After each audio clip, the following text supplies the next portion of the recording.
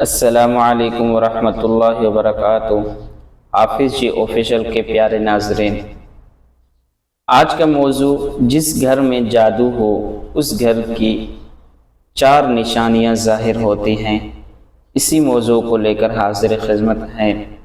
اگر آپ کے گھر میں بھی یہ علامت ظاہر ہوں تو ہوشیار ہو جائیں، ہو سکتا ہے وہاں پر جادو کا اثر ہو۔ پہلی نشانی میرے دوستوں اور ساتھیوں یہ ہے کہ بے چینی۔ اب اس پر تھوڑا سا بات کر لیتے ہیں بے چینی کے اوپر۔ بے چینی یعنی گھر میں بغیر کسی وجہ سے شدید بے چینی اور گھبراہٹ محسوس ہونا۔ اکثر گھر کے افراد دل کے گھبرانے، نیند نہ آنے یا بلا وجہ ڈرنے کی شکایت کرتے ہیں۔ ایسا لگتا ہے جیسے کوئی نظر نہ آنے والی چیز ہر وقت موجود ہے۔ یہ پہلی نشانی۔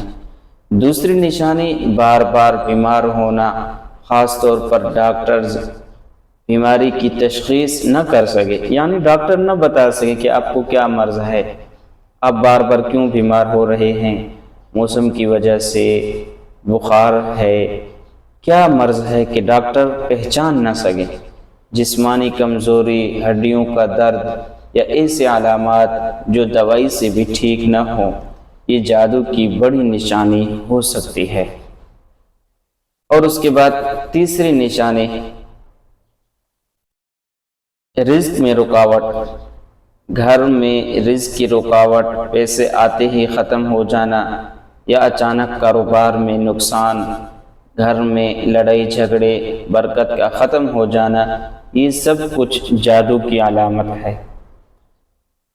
اور پھر اس کے بعد چوتھی نشانی میرے دوستوں اور ساتھیوں، وہ بھی سن لیں۔ خواب میں سانپ، بلی، کوا یا قبرستان کا دیکھنا، یا خواب میں بار بار کسی سائے کا نظر آنا، یہ خواب جادو یا عصیب کی طرف سے واضح اشارہ ہوتے ہیں۔ تو میرے دوستوں اور ساتھیوں، یہ علامات تھی جو میں نے مختصراً تفصیل میں آپ دوستوں کے سامنے پیش کی۔ اب اس کا علاج آپ دوست سن لیں۔ اگر یہ علامت آپ کو محسوس ہو رہی ہوں تو فوراً نماز کی پابندی کریں، سورۃ بقرہ کی تلاوت کریں اور روحانی حفاظت کے اذکار شروع کریں۔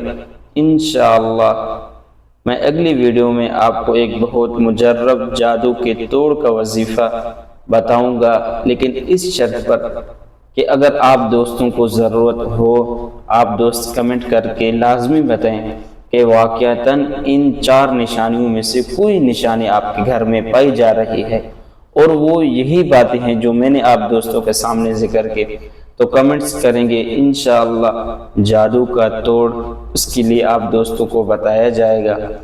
اگر آپ دوستوں کو ویڈیو پسند آئے تو لازمی شیئر کریں تاکہ کسی کی مدد ہو سکے۔ اللہ پاک آپ کو، ہم سب کو ہر قسم کے جادو، جنات، شیاطین و حملوں سے محفوظ فرمائے۔ جزاک اللہ احسن الجزاء۔